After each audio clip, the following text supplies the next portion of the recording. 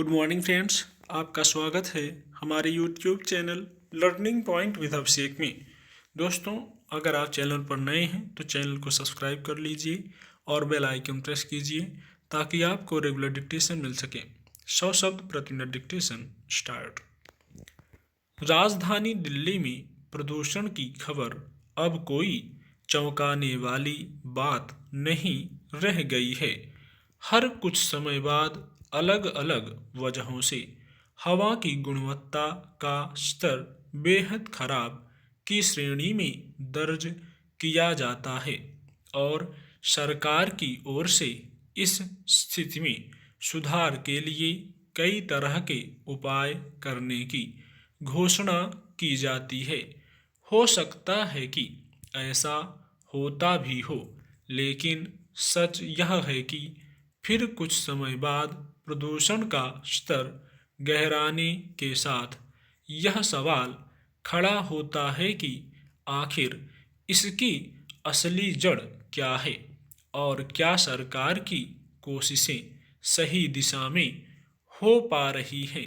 पिछले कुछ दिनों से दिल्ली में तेज हवा की वजह से पारा में तेज गिरावट तो आई और उससे ठंड की तस्वीर और बिगड़ी, मगर उससे हवा के साफ होने की भी गुंजाइश बनी थी।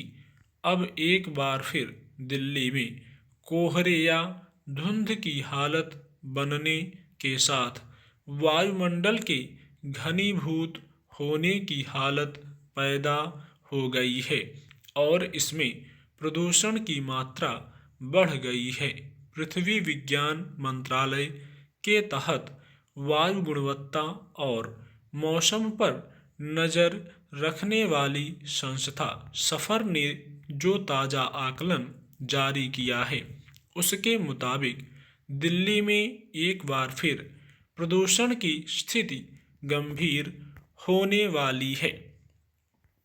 दरअसल वायु की गुणवत्ता की कसौटी पर दिल्ली पहले भी अक्सर ही चिंताजनक हालत में रही है। ऐसे बहुत कम मौके आए जब इसमें राहत महसूस की गई। पिछले साल पूर्णबंदी लागू होने के बाद जब वाहनों और औद्योगिक इकाइयों का संचालन नाम मात्र का रह गया था, तब न सिर्फ वायु बल्कि यमुना में भी प्रदूषण की समस्या में काफ़ी सुधार देखा गया था। लेकिन उसके बाद पूर्णबंदी में क्रमशः ढिलाई के साथ साथ जब आम जनजीवन सामान्य होने लगा है, तब धुएं और धूल के हवा में घुलने के साथ ही प्रदूषण ने फिर से अपना रंग दिखाना शुरू कर दिया है। सफर के ताज़ा आकलन के मुताबिक दिल्ली में वायु गुणवत्ता का स्तर 431 अंकों तक पहुंच गया।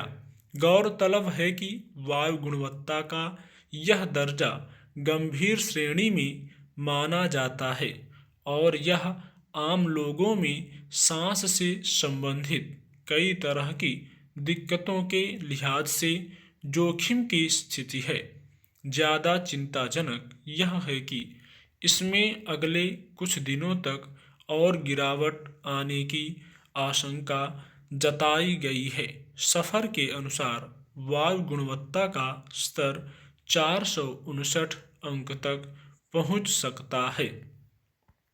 यूं इस मौसम में दिन की शुरुआत यानी सुबह के समय कोहरे या धुंध की चादर का घना होना कोई हैरानी की बात नहीं है।